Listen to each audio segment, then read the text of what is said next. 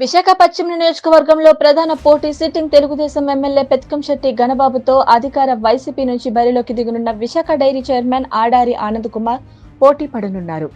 వీరిద్దరూ ఒకే సామాజిక వర్గం కావడంతో ఓట్ల చీలిక ఏ విధంగా ఉంటుందనేది ప్రశ్నార్థకంగా మారింది.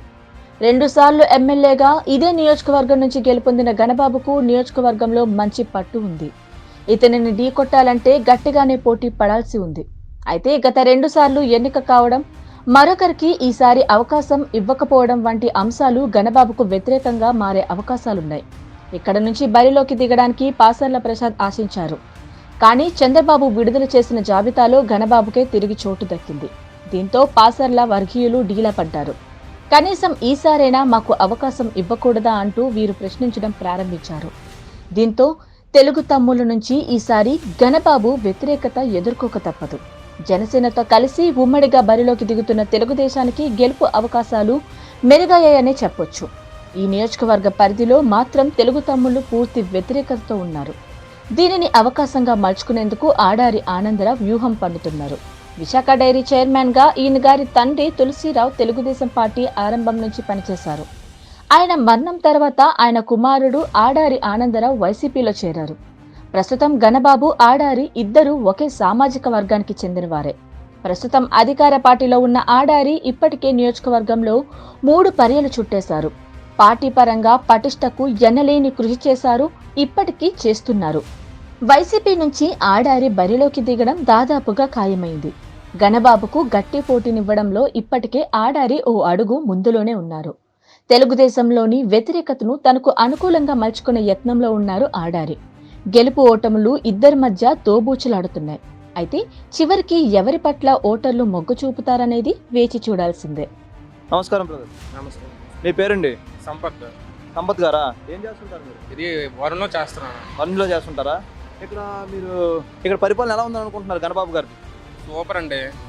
సీసీ రోడ్ నుంచి లైట్లు ధరించి సూపర్ చేశారు అతను. అందరూ 10 మాటలు అనొచ్చు.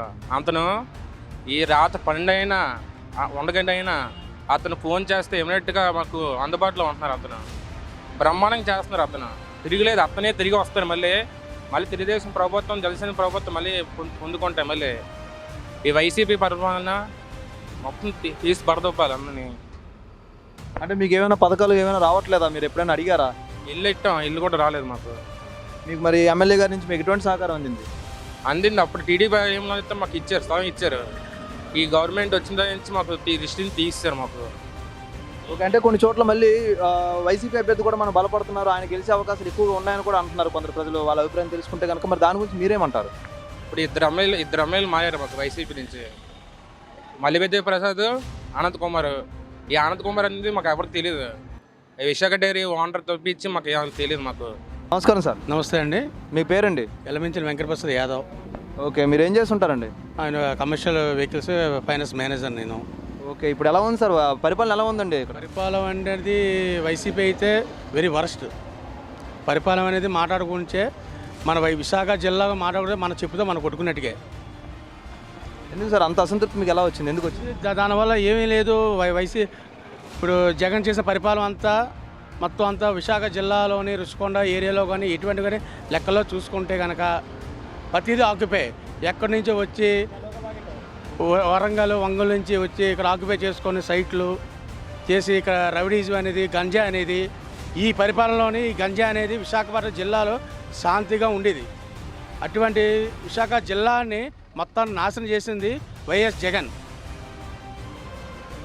దీంతోపాటు వాళ్ళ తండ్రి కూడా అటువంటిడే. అది కుక్క చావు చచ్చాడు, మరో చావు ఈడిలో వస్తుంది.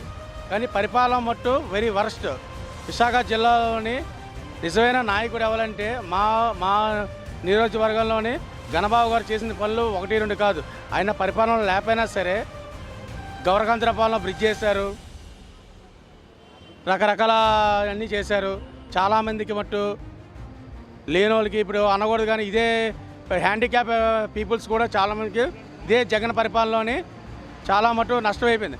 ఏమంటే ప్రాపర్టీ ఉందని, అది వాస్తవం కాదు. అది తాతల ముత్తాలుగా వచ్చిన ఆస్తులు అవి.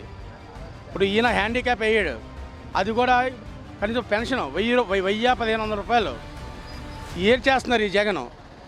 ఇది వెరీ రాంగ్. ఇది మళ్ళీ వస్తే తెలుగుదేశం, జనసేన, బీజేపీ ఒక ఒప్పందం అయింది కాబట్టి మళ్ళీ జనాల్లో మార్పు రావాలంటే కనుక ఆడికి చెప్పుతో కొట్టి ఓట్లు వేయాలి. ప్రత్యేకంగా నేను పొలిటికల్ కాదు, ఏమీ కాదు, ప్రజల్లో ఒక మనిషిని. నేను ఆ బాధ పెయిన్ నేను తీసుకున్నాను. అమ్మఒడి అన్నారు, అమ్మఒడి ఎవరి పిల్లలు చదువుకోవట్లేదు, ఒక ఆటోవాడి పిల్లలు చదువుకుంటున్నాడు. నా శాలరీ పెట్టి నా పిల్లలు హై ఆఫీస్లో ఉన్నారు. బట్ వన్ థింగ్, దాని దగ్గర కరెంట్ రేట్లు పెంచడం, ఇవి రకరకాల పెంచడం, ఏంటి ఇదే రూలింగ్ ఇది?